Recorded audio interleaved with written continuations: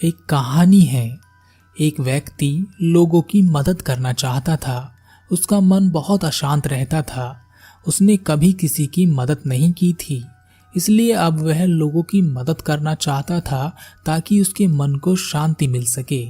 इसके लिए उसने कुछ धन जमा किया। उस धन को लेकर वह बाहर निकला। रास्ते में उसे एक छोटी सी बच्ची दिखाई दी। वह बच्ची एक खिलौने के लिए उत्सुक थी। उस खिलौने को पाने के लिए उसकी आंखों में आंसू थे। उस व्यक्ति ने सोचा इस बच्ची को यह खिलौना खरीद कर दे देना चाहिए। फिर अचानक उसने देखा कि इस बच्ची की माँ उसके साथ में है। व्यक्ति ने सोचा अगर इस बच्ची को खिलौना दिलाना होगा तो उसकी माँ उसे दिला ही देगी। यह सोचकर वह आगे बढ़ गया। आगे चलकर उसे एक भिखारी दिखाई दिया। वह कुछ धन मांग रहा था। उसने सोचा इसकी मदद की जाए, लेकिन फिर उसके मन में ख्याल आया कि यह तो इनका रोज का काम है। यह आज भी भीख मांग रहा है और कल भी मांगेगा। किसी ऐसे व्यक्ति की मदद की जाए जो वास्तव में मदद का हकदार हो। वह वहां से भी आगे बढ़ गया। रास्ते में उसने देखा कि एक व्यक्ति घायल पड़ा है। वह उसकी मदद के लिए आगे बढ़ ही रहा था कि कुछ लोग उससे पहले उस व्यक्ति की मदद के लिए आगे आ गए। उस व्यक्ति ने सोचा कि इस व्यक्ति की मदद के लिए तो इतने सारे लोग यहाँ पर हैं, मेरी यहाँ ज़रूरत नहीं है। मुझे आगे किसी की मदद करनी चाहिए। वह आगे कुछ दूर निकला ही था कि उसने एक औरत को एक दुकानदार से झगड़ा करते हुए देखा। उस औरत के पास सामान खरीदने के पैसे नहीं थे और वह उस दुकानदार से उधार सामान चाहती थी। दुकानदार उससे पिछला बकाया मांग रहा था। उस व्यक्ति ने उस औरत की मदद करने की सोची, लेकिन अगले ही पल उसके मन में ख्याल आया कि आज मैं इसकी मदद कर दूंगा, लेकिन यह कल फिर से उधार मांगेगी।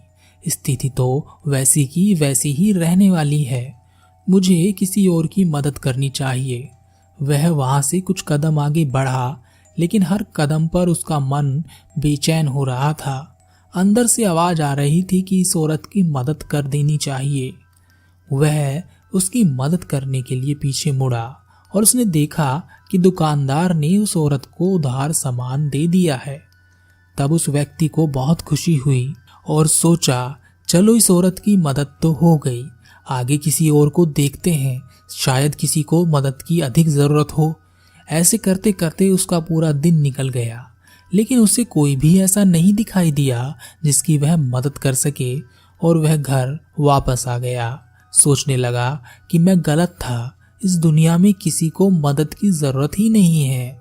वह अपने गुरु के पास गया और गुरु से कहा, आपने कहा था कि लोगों की मदद करना मन शांत होगा। मैं गया था मदद करने, लेकिन यहाँ तो किसी को मदद की जरूरत ही नहीं है। गुरु ने कहा, क्या वह धन की पोटली जो तुम लेकर गए थे वापस लेकर आ गए हो?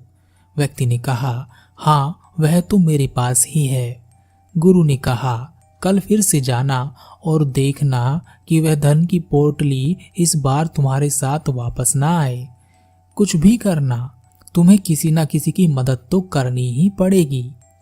वह व्यक्ति अगले दिन फिर से किसी की मदद करने के लिए निकला, लेकिन उसे इस बार भी कोई ऐसा नहीं दिखाई दिया जिसकी वह मदद कर सके। शाम के समय वापस आते वक्त उसने एक बूढ़ी औरत को देखा। उस औरत की कमर झुकी हुई थी और वह ठीक से चल भी नहीं पा रही थी। उसने सोचा इस बूढ़ी औरत की मदद करता हूँ, यह धन इस औरत को दे देता हूँ। उसने अपना वह सारा धन उस औरत को दे दिया। उस बूढ़ी औरत ने उसे बहुत दुआएं दी और कहा कि तुम जैसे व्यक्ति इस दुनिया में कुछ ही हैं जो हम जैसे गरीब लोगों की मदद करते हैं। यह सुनकर वह व्यक्ति बड़ा खुश हुआ। रात भर यही सोचता रहा कि उसने किसी जरूरतमंद की मदद की है। उसे अंदर से बहुत अच्छा महसूस हो रहा था। पहले वह उस औरत के बारे में सोचता है, फिर उसकी ज़रूरत के बारे में सोचता है और उसके बाद उसके द्वारा की गई मदद के बारे में सोचता है। फिर उसे अपने द्वारा दी गई धनराशि याद आती है। फिर उसे याद आता है कि कैसे कैसे करके उसने वह पैसे इकट्ठे किए थे। फिर उसने सोचा कि इन पैसों से वह क्या क्या खरीद सकता था। अपनी कौन कौन सी जरूरत वह उन पैसों से पूरी कर सकता था। फिर उसने सोचा कि मैंने कुछ ज्यादा ही मदद कर दी है, थोड़ी मदद कर देता तो भी चलता, मदद तो मदद ही है ना। वह बेचैन हो गया, उसका मन अशांत हो गया।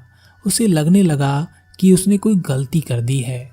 उसे बार बार अपना जुड़ा हुआ धन याद आ रहा था। वह अपने गुरु के पास गया और कहा, मैंने सोचा था कि लोगों की मदद करने से शांति मिलती है, लेकिन आज मैंने आपके कहे अनुसार किसी की मदद की थी, लेकिन मेरा मन अशांत क्यों हो रहा है। गुरु उस व्यक्ति को एक छोटे गड्ढे के पास ले गया। उसमें कुछ पुराना पानी भरा था। गुरु ने एक पत्थर उठाया और उस व्यक्ति से कहा, इसे अपना धन समझो, उस गड्ढे को अपना मन समझो। गुरु ने पत्थर को उस गड्ढे में जोर से दे मारा। उस गड्ढे का सारा पानी इधर उधर छलक गया। वह गड्ढा अस्त व्यस्त सा दिखने लगा। गुरु ने कहा, तुम्हारा मन इस गड्ढे की तरह ही है, बहुत छोटा सा है। उसमें कुछ भी गिरता है तो उसमें भरे विचार उलट पड़ते हैं। पूरा का पूरा तुम्हारा मन कंपित हो जाता है, जैसे कि यह छोटा सा गड्ढा हो गया है। इसके बाद गुरु उस व्यक्ति को समुद्र के किनारे ले गया और उस व्यक्ति से कहा, देखो इस समुद्र के ऊपर कितनी लहरें हैं। यहाँ तो पत्थर फेंकने की आवश्यकता भी नहीं है। अपने आप ही यह समुद्र कितना व्यस्त दिखाई देता है, लेकिन अगर मैं इसमें तुम्हारा धन रूपी पत्थर फेंक दूं तो क्या होगा। और उस व्यक्ति से कहा, देखा तुमने, अगर तुम्हारा मन भी समुद्र की तरह ही होगा तो तुम भी अपने हर विचार को ऐसे ही देख सकते हो, जैसे कि समुद्र के ऊपर लहराती इन लहरों को देख सकते हो। इसके बावजूद जैसे समुद्र अपनी गहराई में शांत होता है, चाहे उसमें ऊपर कुछ भी हो रहा हो, उसका असर उसकी गहराई पर नहीं पड़ता। वह हर स्थिति को स्वीकार करता है। और एक बार तुमने अपने विचारों को देखना और समझना आरंभ किया तो तुम एक ऐसी गहराई में उतर जाओगे जहां पर शांति होती है। ऊपर चाहे जो भी चलता रहे, लेकिन भीतर शांति बनी रहती है। गुरु ने उस व्यक्ति को समझाया। व्यक्ति की समझ में भी आया, लेकिन अभी भी वह व्यक्ति अशांत ही था, क्योंकि पहले वह लोगों की मदद करके शांति को प्राप्त करना चाहता था और अब वह अपने विचारों को पढ़कर शांति प्राप्त करना चाहता है। शांति मिल नहीं रही है, इसलिए वह अशांत हो रहा है। इस दुनिया में सभी लोग शांति को ढूंढते हैं। जो लोग यह कहते हैं कि हम शांति वगैरह नहीं ढूंढते, वह झूठ बोलते हैं। शांति तो सभी को चाहिए, चाहे कोई चोर हो, हत्यारा हो, आतंकवादी हो, बलात्कारी हो, या कोई ईमानदार व्यक्ति हो, या कोई महापुरुष, सबको शांति चाहिए।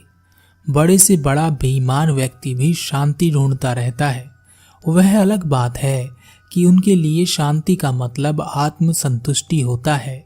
एक शराबी शराब के लिए अपनी पत्नी को मारता पीटता है, बच्चों के साथ मारपीट करता है, वह लोगों से लड़ाई झगड़ा करता है, वह बेचैन है, वह संतुष्ट नहीं है, उसके जीवन में शांति नहीं है। तब वह एक मित्र से मिलता है जो उसे शराब पिलाता है।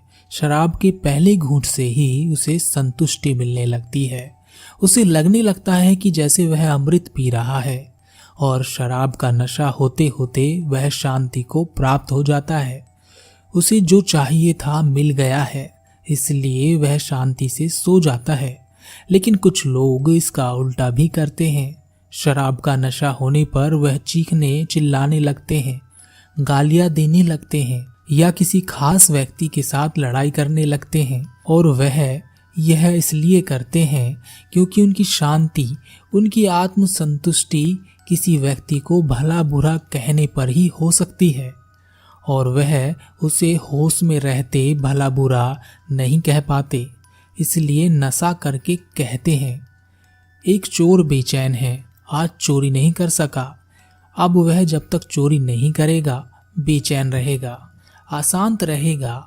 एक बेईमान व्यक्ति बेचैन है, बहुत दिन हो गए, रिश्वत का पैसा नहीं आया, कोई ऐसा काम नहीं मिला जिससे 2 नंबर की कमाई हो सके। और जब तक ऐसा नहीं होगा वह बेचैन ही रहेगा, अशांति को अपने अंदर पालता रहेगा। और ऐसा भी नहीं है कि कोई ईमानदार व्यक्ति शांति को प्राप्त हो जाता है या संतुष्ट हो जाता है, वह भी बेचैन ही रहता है। अगर उसकी ईमानदारी पर कोई उंगली उठा दे तो वह बेचैन हो जाता है, या लोग उसे पूछना बंद कर दें या उसकी ईमानदारी की बात करना बंद कर दें तो वह भी बेचैन हो जाता है, अशांत हो जाता है।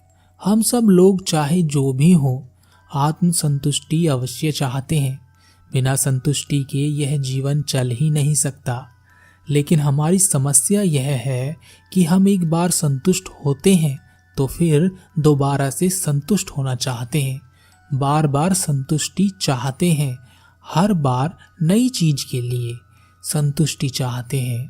संतुष्टि पाने का यह चक्र कभी टूटता नहीं है। ऐसा नहीं है कि एक बेईमान व्यक्ति ने रिश्वत के लिए पैसे लिए और वह संतुष्ट हो गया और अब वह अपने जीवन में कभी बेईमानी नहीं करेगा और वह आगे और अधिक रिश्वत के लिए लालायित नहीं होगा। वह हमेशा ही और अधिक रिश्वत के लिए लालायित रहेगा। वह कभी संतुष्ट हो ही नहीं सकता। बहुत ही गहराई में देखने से पता चलता है हम सब एक ही दौड़ में शामिल हैं, और वह है कि हम सबको परम शांति चाहिए, एक ऐसी शांति जो कभी ना टूटे। इसी कारण हम छोटी छोटी चीजों में संतुष्टि ढूंढते रहते हैं ताकि वह क्षण हमें प्राप्त हो सके जिसे शांति कहते हैं। लेकिन वह क्षण आता है और चला भी जाता है और हम वहीं खड़े रह जाते हैं जहां पहले खड़े थे, खाली हाथ। आपको पता है हम शांति को बाहर की ओर ढूंढते रहते हैं, लेकिन शांति बाहर नहीं है, वह हमारे भीतर ही है। लेकिन जब हम कहते हैं कि हमारे भीतर है, तब भी हम उसे ढूंढने की कोशिश ही करते रहते हैं। अपने भीतर हम ढूंढ रहे हैं, खोज रहे हैं, या तो बाहर की ओर या तो भीतर की ओर। खास बात है हम शांति को ढूंढते हुए अशांत हो जाते हैं और सोचते हैं कि ना जाने कब परम शांति को प्राप्त होंगे, जबकि हम चारों ओर से शांति से ही घिरे हुए हैं। बस हमारा जो अस्तित्व है, हम जो हैं, वही अशांति है।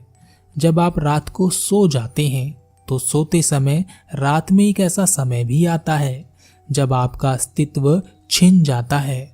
आप कुछ भी नहीं रहते, कुछ मतलब कुछ भी नहीं, कोई विचार नहीं, कोई समय नहीं, कोई बंधन नहीं, कोई रिश्ता नहीं, कुछ भी नहीं। तब क्या आप अशांत हो सकते हैं? हो ही नहीं सकते। अशांत होने के लिए आपका अस्तित्व में आना जरूरी है। जैसे ही एक भी सपना आपकी नींद में आता है, आप अशांत होने लगते हैं। आपका सपना ही अशांति को प्रकट करता है, क्योंकि सपना आपके अस्तित्व से ही जुड़ा हुआ है। बुद्ध कहते हैं मनुष्य 84 प्रकार की समस्याओं से घिरा हुआ है। इनमें से 83 समस्याओं का कोई समाधान नहीं है, जबकि 84वीं समस्या का समाधान किया जा सकता है। और यह 84वीं समस्या है कि मेरे जीवन में कभी कोई समस्या ना रहे। जब आप इस समस्या से ऊपर उठ जाते हैं, इसका समाधान कर लेते हैं, तब आपके जीवन में कोई समस्या नहीं रहती। हम अशांत कब होते हैं? हम अशांत होने लगते हैं जब हम अपनी समस्याओं को देखना और समझना बंद कर देते हैं। ज्यादातर जब हम किसी समस्या में फंसते हैं तो हम छटपटाने लगते हैं। हम समस्या से कैसे भी बाहर आना चाहते हैं, बिना यह जाने कि यह समस्या क्यों उत्पन्न हो रही है। इस समस्या से हमारे भीतर किस प्रकार के बदलाव आ रहे हैं, और क्या यह समस्या इतनी बड़ी है कि हम अशांत होकर इस समस्या का समाधान कर सकेंगे। अब हम अपनी बात करते हैं, हम कैसे शांति को प्राप्त कर सकते हैं। आपने देखा, जब आप शांत होते हैं तो इसका मतलब होता है कि आप कभी अशांत होंगे, इसीलिए तो शांति को महसूस कर रहे हैं। और जब आप अशांत होते हैं तो इसका मतलब है कि आप कभी शांत रहे होंगे, इसीलिए तो अशांति को महसूस कर रहे हैं। आपको केवल देखने की कोशिश करनी होगी, शांत होने की नहीं। शांत तो आप अपने आप ही हो जाएंगे। जब आपका बॉस आपको भला बुरा कह रहा हो, तब एक गहरी सांस लेकर उसे ध्यान से सुने, और केवल सुने ही नहीं, उसकी आवाज़ पर फोकस कीजिए, उसकी बॉडी लैंग्वेज पर फोकस कीजिए, उसके शब्दों को अपने कान पर गिरते हुए महसूस कीजिए। अगर कोई शब्द आपके अंदर उतर गया है और आपको बुरा लग रहा है, तो उस समय उस स्थिति को भी महसूस कीजिए। और जब आप अपनी सफाई दे रहे हो, तो अपने मन की स्थिति को ध्यान से देखिए। देखिए कि आप कितना झूठ बोल रहे हैं, कितना सच बोल रहे हैं। बोलने से रोकिए मत। जो हो रहा है उसे केवल अंतर से देखने की कोशिश कीजिए। जब आप किसी भीड़ भाड़ वाली जगह पर हों, तो ध्यान से देखिए। सभी लोग कुछ न कुछ बोल रहे होंगे, किसी न किसी से बोल रहे होंगे। तब आप मत बोलिए, आंखें बंद कीजिए और अपने कानों पर ध्यान दीजिए। वह सारी आवाज़ जो वहाँ पर मिलजुल कर बन रही है, सबको एक साथ अपने कान पर गिरते हुए महसूस कीजिए। आप अपने आप को उस भीड़ से बिल्कुल अलग पाएंगे। जब आपको क्रोध आ जाए, आप किसी से लड़ बैठें, तो उसके बाद अपनी तेजी से चलती हुई सांसों पर ध्यान दीजिए। अपने अंदर हलचल को ध्यान से देखिए। उन विचारों को देखिए जो यह बताती हैं कि आप बड़े महान लड़ाके हैं। बस आपको रोक लिया गया है, नहीं तो आप सबको दिखा ही देते कि आपके सामने कोई रुकता नहीं है। शांति को मत ढूंढिए, यह कहीं नहीं मिलती और न ही कहीं से आती है। आपको केवल अपने भीतर देखने की क्षमता को विकसित करना है। शांति तो स्वतः ही उतर जाती है। आप बहुत खास हैं। अपने आप पर ध्यान दीजिए, अपने बारे में जानकारी प्राप्त कीजिए। दूसरों को देखकर तो आप बहुत अंदाजे लगाते होंगे, अपने आप को भी देखना शुरू कीजिए।